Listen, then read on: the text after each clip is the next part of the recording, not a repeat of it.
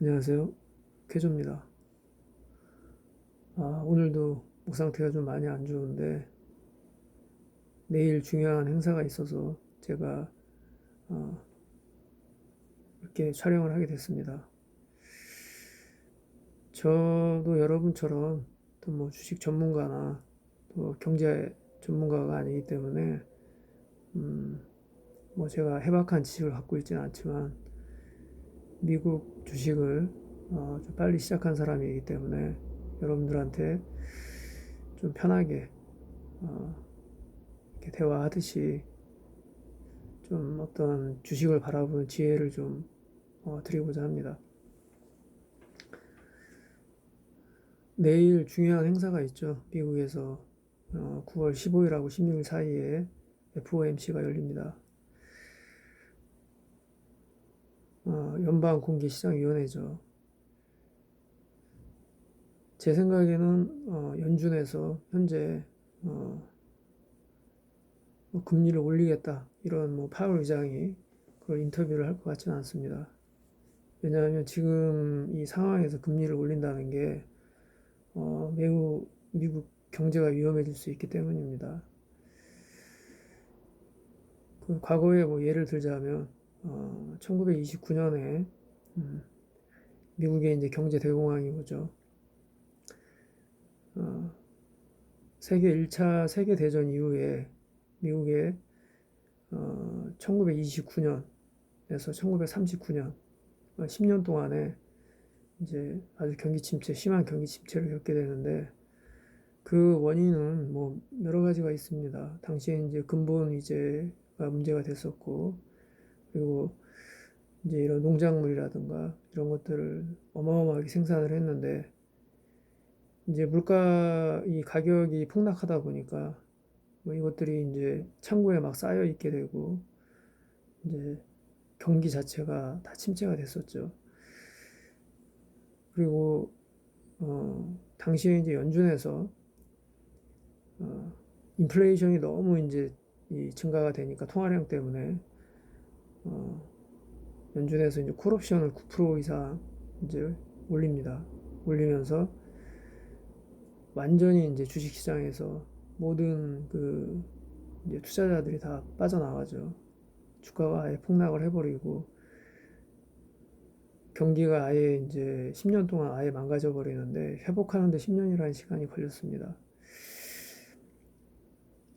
그 당시에 이제 어떤 그런 사례, 뭐 경제 대공황 때의 사례, 그리고 2008년도에 또 리만 브로더스 사태가 벌어지죠. 리만 브로더스는 이제 어, 당시 이제 4대 은행이었죠. 뭐 골드만삭스라든가 또 리만 브로더스 그리고 하여튼 뭐 4대 은행 중에 이제 하나였었는데 제가 지금 기억이 잘 안 납니다. 근데 서프라임 모기지 그러니까 이게 이제 주택 담보 대출인데 이제 그 비우량 주택 담보 대출입니다. 어, 이 대출을 할 때는 이 대출을 상환할 수 있는 능력이 있는 사람들한테 대출을 이제 하게 되는데 당시에 이제 그 어떤 노동자라든가 어떤 뭐 노동자라고 해서 뭐 특별하게 뭐 능력이 없다 말하기는 어렵지만 아무래도 이제 저소득층 사람들이 크게 어떤 뭐 담보라든가 이런 게 없이 그냥 몇 가지 서류를 쓰고 대출을 받았는데 신용이 낮은 사람들한테 대출을 해주다 보니까 은행에서 아주 금리를 높이 해서 팔았던 상품입니다. 그런 파생 상품인데 뭐 어마어마하게 이제 팔렸죠. 팔렸고 당시에도 이제 노동자 신분의 저소득층 사람들이 뭐 우리나라도 그렇지 않습니까? 돈을 벌기 위해서 부동산을 사듯이 이분들도 이제 그 서프라임 모기지 담보대출로 이제 집을 장만합니다. 막 뭐 두세 채씩 장만해서 집을 갖게 소유하게 되는데 문제는 이제 그거를 상환할 수 있는 능력이 없었고 금리가 이제 아주 높은 그런 이제 상품이었으니까요. 없었고 또 당시에 이제 인플레이션 때문에 연준에서 금리를 또 올립니다. 금리를 올리게 되니까 어, 이 상환 금액이 더 늘어나는 거죠. 그래서 이제 이제 파산하게 됩니다. 은행들이 이제 파산하게 되는 거는 이제 돈이 회수가 안 되니까 은행으로 이제 다시 들어와야 되는데 뭐 갚을 수 있는 능력이 없는 사람들이잖아요.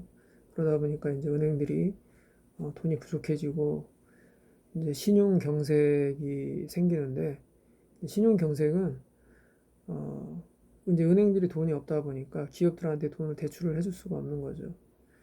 기업들은 자기들이 사업을 하기 위해서는 돈이 필요한데 많은 기업들이 뭐 세계 초우량 기업들이라고 하는 기업들도 은행에서 대출을 받습니다. 근데 이제 자금이 부족하다 보니까 어, 시장 전체가 다 무너지는 거죠. 이런 그 상태에서 이제 연준에서 몇 번의 그런 시행착오, 아, 금리를 잘못 올렸다가 큰 피해를 보는 사례를 겪었기 때문에 지금 현재 이제 통화량이 엄청 그 시장에 유동성이 많이 공급된 상태에서 이 금리를 지금 미국 같은 경우에는 GDP가 마이너스 32%죠. 실물 경제가 안 좋은 상태에서 자칫 금리를 올렸다가 어, 긴축 정책이 돼버리면 실제로 주식은 많이 올라갔지만 실물 경제가 안 좋은 그 상태에서 소비까지 줄어들게 되죠. 은행으로 돈이 들어오니까. 그렇게 되면 경제가 아주 위험해질 수가 있죠. 그거는 이제 몇 번의 제가 설명드린 그런 몇 번의 연준에서 이제 큰 실수로 인해서 미국 자체 경기가 뭐 대공황서부터 큰 침체를 겪었기 때문에 이번에 뭐 파울이 FOMC에서 그런 인터뷰를 할 것 같지는 않고요. 뭐 미국 자체가 매우 위험해질 수 있기 때문에 그럴 염려는 저는 없다고 봅니다. 어, 우리가 이제 주가를 계산할 때 이 주가가 지금 과열되어 있냐 아니면 이 주가가 적정한 거냐라고 그거를 이제 판단할 때 PER 값을 따져보죠. PER 값은 Price Earning Ratio 값인데 이 주가를 기업의 이제 이익으로 나눠보는 거죠. 그 PER 값은 대표적인 이제 뭐 주가의 과열 상태냐 아니냐를 이제 따져보는 것이긴 한데 지금 현재 뭐 미국의 대부분의 성장주들이 PER 값이 매우 높죠. PER 값이 뭐 30만 돼도 매우 높은 건데 예를 들어서 뭐 테슬라 같은 경우에는 1000이 넘습니다. 아마존 같은 경우에도 100이 넘고요. 뭐 상당히 과열된 상태죠. 그러면 그렇다고 이제 그 기업 자체에 어떤 가치적으로 문제가 있냐라고 봤을 때는 그 기업들이 만약에 전통 가치주라면 PR 값이 그렇게 높다고 하면 문제가 있다라고 봅니다. 하지만 이제 성장주이기 때문에 어떤 기업의 어닝으로만 나눠서 그 주식이 PR 값이 높다고 해서 그 주식이 너무 과열됐냐라고 물론 과열은 과열이지만 그게 이제 큰 문제냐라고 보기에는 지금 상황에서는 좀 애매하다라는 거죠. 특히 이제 우리가 이제 4차 산업혁명이라는 그 과도기에 지금 와 있기 때문에 어, 그렇게만 판단할 수는 없다. 그리고 이제 버핏 레시오가 있죠. 시가총액을 GDP로 나누는 겁니다. 국민 총생산으로. 자, 버핏 레시오를 봐도 현재 엄청나게 과열되어 있습니다. 버핏 레시오는 워렌 버핏이 이제 그 주가의 과열이라든가 그런 것들을 판단할 때 워렌 버핏이 만든 지수인데 그 방법인데 버핏 레시오를 봐도 현재 이제 미국 증시는 매우 과열되어 있다. 그리고 시가총액을 또 M2값 통화량으로 또 나눠볼 수가 있습니다. 자, 시가총액을 엔트 값으로 나눠봤을 때 현재 코로나 이후에 그 미국 증시는 2008년도 그 리만 브로더스 그 사태보다 훨씬 더 과열되어 있습니다. 지금 훨씬 더 그 과열 지수가 훨씬 높고요. 그리고 우리가 이제 통화 유통 속도라고 해서 그 GDP를 통화량으로 나눠보는 그 계산 방법이 있어요. GDP는 이제 국민 총 생산이죠. 자, 국민 총 생산은 이제 관련된 거는 이제 기업과 관련된 거죠. 그리고 그거를 이제 양쪽 완화시킨 통화량으로 계산을 해보면 이 통화량이 실제로 양쪽 완화를 시킨 그 돈이 이 실물 경제에 어느 만큼 실제로 유입이 됐냐라는 걸 계산해 보는 방법입니다. 실제로 그 유동성이 얼마나 투입됐냐를 이번에 이제 계산을 해보면은 리만 브로더스 사태보다 30%밖에 실물 경제에 투입이 안 되고 나머지 70%는 거의 다 주식시장으로 들어왔습니다. 자, 그러면은 자, 주식시장으로 들어와서 현재 이제 3월 이후로 주가가 많이 올라갔죠. 지금 현재 이제 주가가 많이 빠지고 있고 조정을 받고 있는데 제가 여러분들한테 그 현금 비중을 많이 강조하는 이유는 자, 주식이 당연히 주식 시장으로 유동성이 들어오면 주가는 올라갑니다. 올라가는데 제가 일부에서 말씀드린 것처럼 그 실물 경제가 내려가는 그래프가 있을 거고 주가가 올라가는 그래프 사이의 그 간격이 거품이라고 말씀을 드렸죠. 자, 이 주가는 실물 경제하고 완전히 따로 갈 수가 없습니다. 그러니까 처음에는 이 통화량이 주식시장으로 들어온 게 주가를 계속 끌어올릴 수 있었지만 결과적으로 이 GDP를 엔트 값으로 계산을 해보니 이 실질적으로 그 시장에 기업에 이 통화량이 많이 공급이 못 된 겁니다. 그렇게 되면 그리고 개인들이 이제 소비를 많이 하지 않은 거죠. 소비를 많이 해서 기업들의 물건들을 많이 사줬어야 되는데 그게 아니라 다 주식시장으로 들어왔다는 거죠. 이렇게 되면 결국은 이제 실물 경제가 어떤 그 살아나는 데 있어서 어려움을 겪다 보니까 지금은 주식시장이 많이 올라와 있지만 주식이 실물 경제랑 끝까지 서로 다르게 갈 수 없기 때문에 이거는 경기 침체가 올 수도 있다. 그걸 충분히 이제 예상을 해볼 수 있는 거죠. 자, 그러면은 경기 침체가 올 수 있는 상황에서 내일 FOMC에서 금리를 올리는 계획을 세울 수 있겠냐라고 본다면 거의 불가능하다고 봐야죠. 그러니까 금리를 올리게 되면 이제 사람들이 주식시장이나 위험 자산에서 자기 돈을 일부 빼서 안전자산 은행으로 집어넣게 됩니다. 그리고 금리가 올라갔으니까 뭐 주식을 하지 않는 사람들도 결과적으로는 이 소비를 줄이고 은행에다 돈을 저금을 하겠죠. 그렇기 때문에 시장 경제를 위해서도 뭐 주식 시장을 꼭 위해서라기보다도 시장 경제를 위해서도 긴축 정책을 할 수가 없다. 금리를 올려서. 그리고 섣불리 금리를 올렸다 자칫 인플레이션보다 훨씬 무서운 디플레이션이 올 수 있습니다. 하지만 뭐 오늘 기사를 보니까 뭐 좋은 기사가 많이 떴어요. 지금 뭐 장 초반이긴 한데 지금 미국 주식이 좀 상승을 하고 있죠. 뭐 엔비디아가 암을 인수를 했죠. 소프트뱅크에.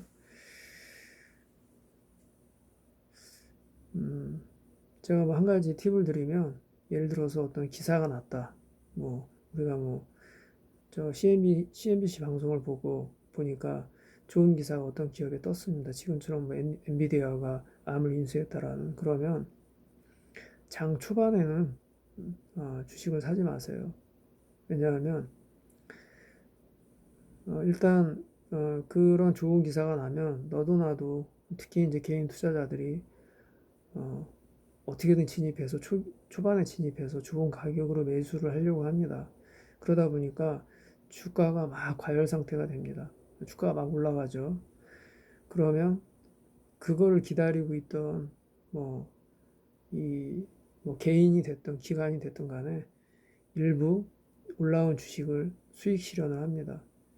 그러면 이제 장 초반에 막 올라왔었던 주가가 장 마감에는 뭐 자고 새벽에 일어나서 보니까 6시쯤 일어나서 보니까 뚝 떨어져 있는 거죠. 그래서 제가 이제 항상 한 발 늦게 들어가라고 하는 이유가 어, 서두르면 손해입니다. 예.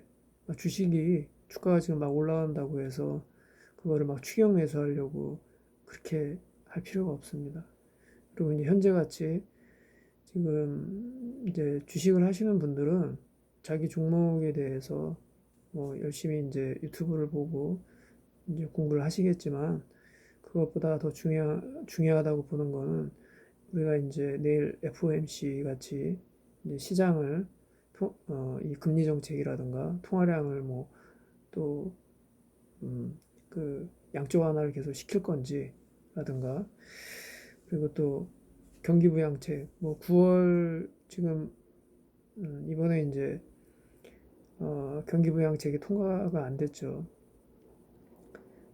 9월 말쯤에는 이제 뭐 결론이 날 것 같은데 어, 일단 지금 미국 그 29일인가요? 9월 29일 29일 날 트럼프하고 바이든하고 제가 알기로는 그 1차 토론이 있는 걸로 알고 있습니다.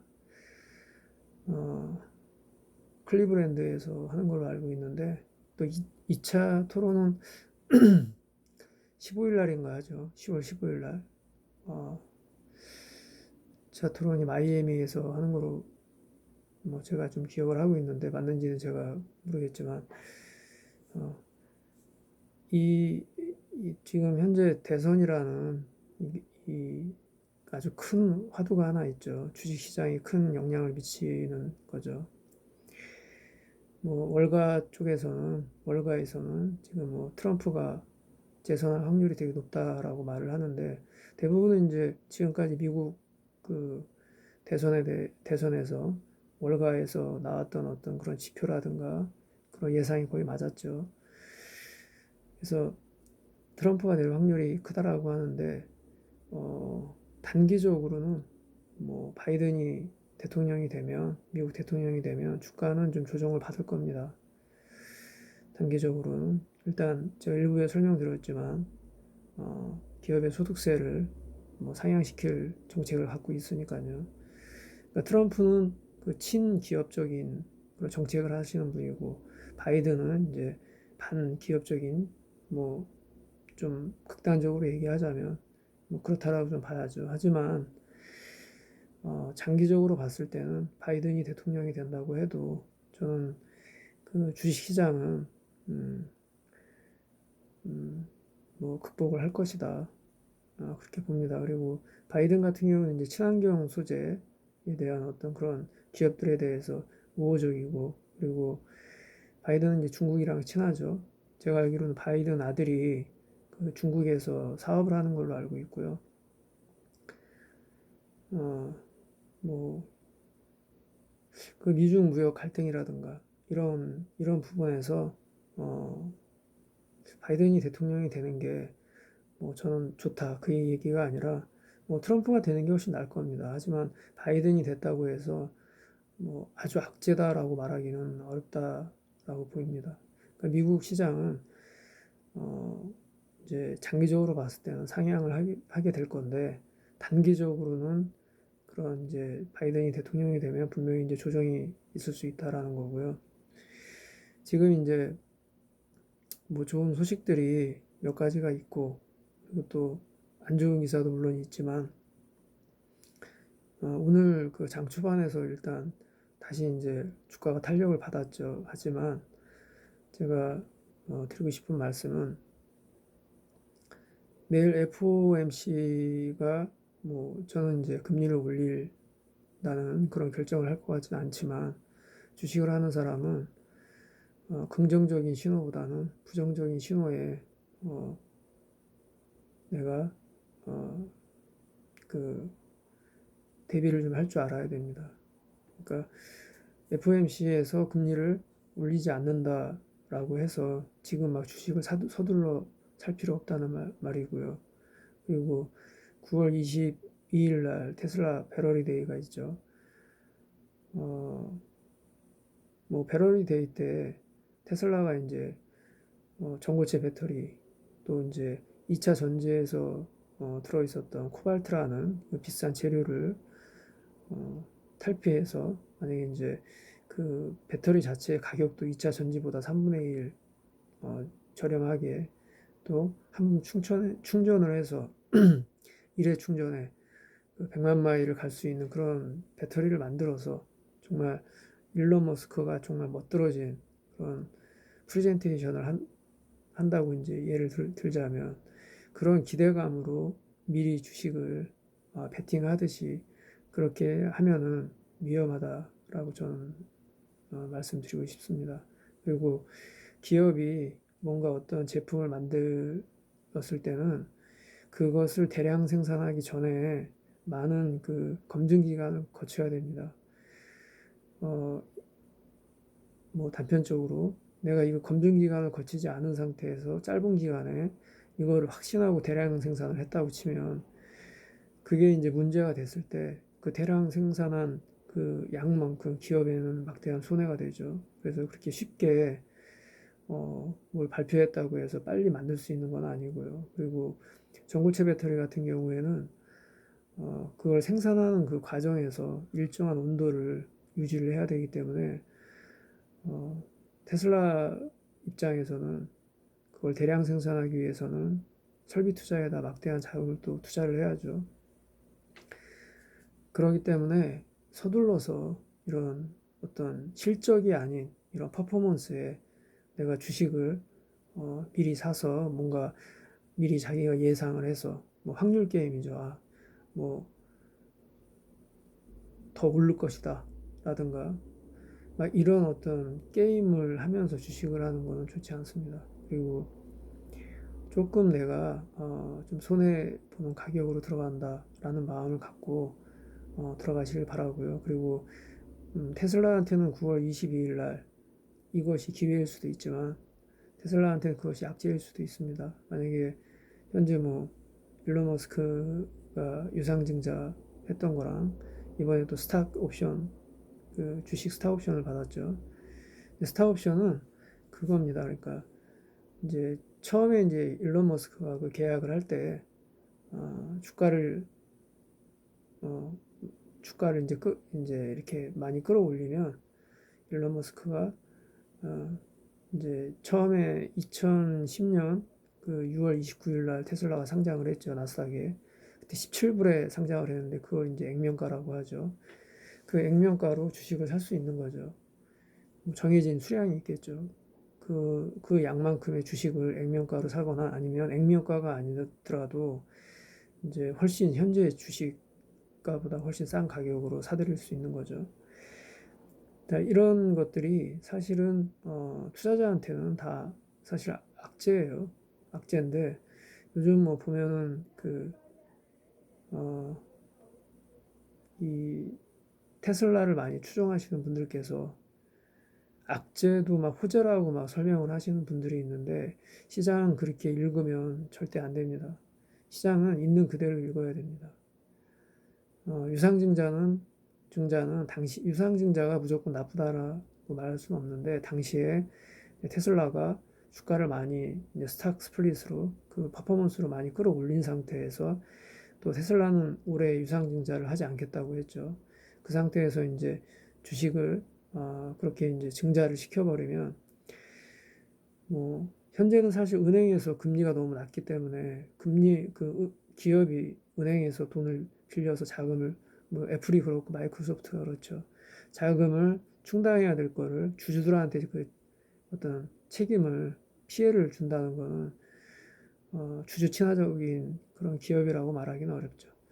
그거를 뭐 저는 테슬라 주주이긴 한데, 어, 저는 그때 이제 유상증자 얘기를 듣고 주가가 많이 떨어질 거를 알고 바로 이제 해지를 했습니다. 절반을. 그러니까 시장에서 어떤 시그널을 계속 줍니다. 주면 그거를 그냥 있는 그대로 그냥 보편적 상식으로 받아들여야지 그거를 자꾸 뭐 애널리스트가 월가의 애널리스트 특히 이제 그 아크 인베스트먼트의 그 캐서린 우드죠. 그렇게 이제 친 테슬라 진영에서 뭐 좋은 말을 한다고 해서 그거를 절대 따라가서는 안 됩니다. 그냥 개인 투자자는 자기의 철학을 가지고선 보편적인 상식으로 시장을 바라보고 그리고 이제 주식 시장에서는 절대 어, 그 자기가 그 종목이죠. 뭐 테슬라든 애플이든 그런 종목에 사랑에 빠져서는 위험하다라는 말이 있습니다. 뭐 저는 개인적으로 제가 좋아하는 종목이 분명히 있긴 한데 뭐 그 기업을 되게 사랑하죠. 근데 지금처럼 이제 테슬라 같이 실적에 비해서 미래 가치에 대한 기대감의 프리미엄이 주가에 이제 많이 붙어 있는 상태라면 어, 냉정하게 바라볼 수 있어야 됩니다.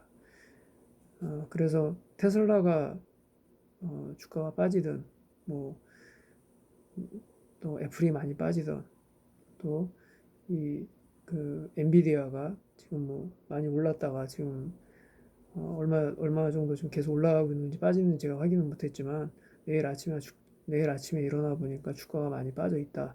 그래도 당분간은 이제 매수를 좀 기다리시는 게 좋습니다. 9월 말쯤에 그 이번에 이제 통과되지 않은 경기부양책 다시 이제 양쪽 완화를 어느 정도 시킬 건지 그게 아마 9월 말쯤에 제 생각에는 결론이 날 것 같고요. 그리고 이제 지금 대선에서 트럼프하고 바이든만큼 지금 부통령들이죠. 부통령들이 지금 관심이 많은데 어, 마이크 펜스였나요? 공화당 이제 부통령 후보 그리고 여자 그 민주당 카멜라 해리스가 이제 부통령 후보인데 왜 이 부통령 후보들이 왜 지금 이제 추위에 관심사냐 하면 대통령 후보로 나온 사람들이 지금 나이가 엄청 많죠. 고령이죠. 바이든 같은 경우 78세 정도 된 거로 보이는데 알고 있는데 어 그래서 혹시라도 이제 이 대통령들이 뭐 노안으로 정무를 살필 수 없을 때 부통령이 또 그 책임을 이름 받아서 이제 뭐 정책을 펴야겠죠. 그래서 어떤 부통령이 그런 이제 역량을 갖고 있냐 그거를 이제 아주 지금 관심이 많습니다. 근데 미국이라는 사회가 유색인종 그리고 현재로서 여성이 정치하는 거에 대해서 상당히 보수적인 사회로 저는 알고 있습니다. 물론 이제 과거에 오바마 대통령이 정말 그 기적같이 대통령을 했지만 아직까지 미국 사회가 유색인종에 대한 어떤 그런 편견이 아주 많은 사회이기 때문에 뭐 제가 그거를 정확하게 알 수는 없지만 현재 이제 흐름으로 봤을 때는 트럼프 부통령 후보를 봐서도 그렇고 트럼프가 재선할 확률이 좀 크지 않나라고 생각을 합니다. 이 미국 시장에서 뭐 지금 대선 때문에도 그렇고 제가 이제 설명드렸던 그런 뭐 이제 통화 정책이라든가 더 이상 이 양쪽 완화를 얼마나 시킬 건지 그런 거에 대한 이제 생각 때문에 또 어떤 투자자는 아예 그냥 다 주식을 팔아버리고 도망가는 경우가 있는데 그런 경우는 사실 그렇게 좋지가 않습니다. 그러니까 제가 이제 현금화 시켜라 하는 거는 내 주식에 일부를 현금화 시켜서 주식을 갖고 있는 상태를 말씀드리는 거지 아예 시장에서 나가라는 얘기가 아니죠. 시장에서 나가면 제가 시장을 읽을 수가 없습니다. 그러면 예를 들어서 어느 정도 현금화를 시켰으면 좋겠냐. 물론 이제 그게 딱 하나, 뭐, 수치를 딱 단정 지어서 말씀드릴 수는 없지만, 저는 이번에 이제 상승장에서 어느 정도 탄력을 받으면 이제 본인들이 갖고 있는 돈의 절반 정도는 해치 차원에서 어, 현금화 시키는 게 안전해 보인다라고 생각을 합니다. 저도 그렇게 할 거고요. 그리고 이제 이 종목 중에 어, 인버스에 투자를 한다거나 아니면 이제 뭐 레버리지 종목들을 갖고 계신 분들은 저는 단언컨대 아, 절대 그렇게 하지 마시라라고 말씀드리고 싶습니다. 뭐 나스닥에 상승할 때 같이 올라가는 QQQ가 있고 나스닥이 하락할 때 인버스에 투자하는 SQQQ가 있죠. SQQQ 있는데 물론 이제 이번 그 코로나 팬데믹 때 빌 에크먼이죠. 빌 에크먼이 하락장에 베팅을 해서 이번에도 빌 에크먼이 돈을 많이 벌었을 겁니다. 이번에도 단기 그 조정을 빌 에크먼이 예상을 하고 하락장에 인버스를 했는데 개인은 그들과 틀린 게 뭐냐면 개인은 그들과 정보에서 뒤집니다.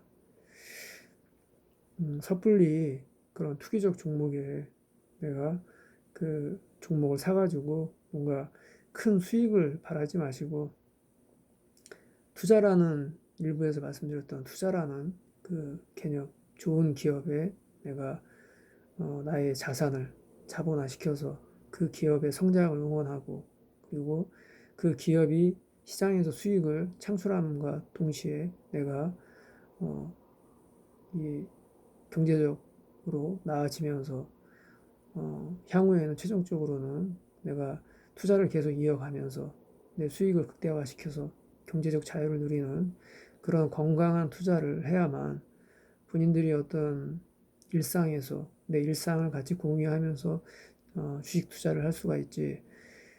어떤 그런 투기적 종목을 하게 되면 여러분들 일상이 많이 이 주식에 집중하게 되고 그리고 다른 것들이 눈에 보이지 않습니다.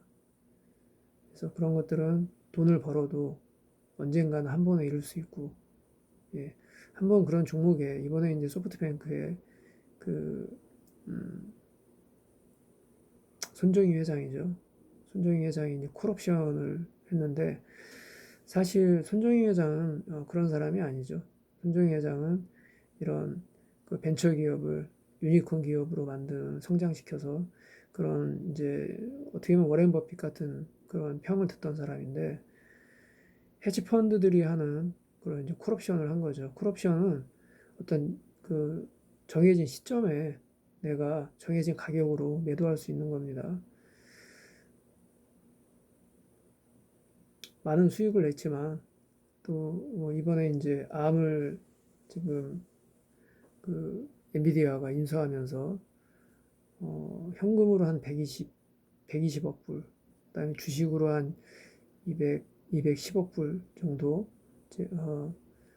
저기 그 엔비디아에서 지불한 거로 알고 있는 지불 계약을 한 거로 알고 있는데 뭐 돈을 많이 벌었겠죠. 근데 우리는 그런 기관 투자자가 아니고 또 우리는 그들만큼 정보를 많이 갖고 있지 않습니다.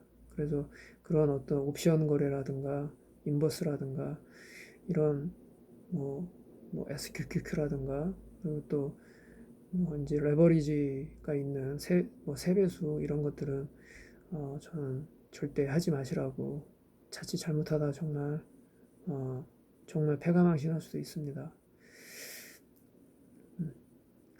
오늘은 제가 그 내일 있을 FOMC 때문에 제가 촬영을 했고요.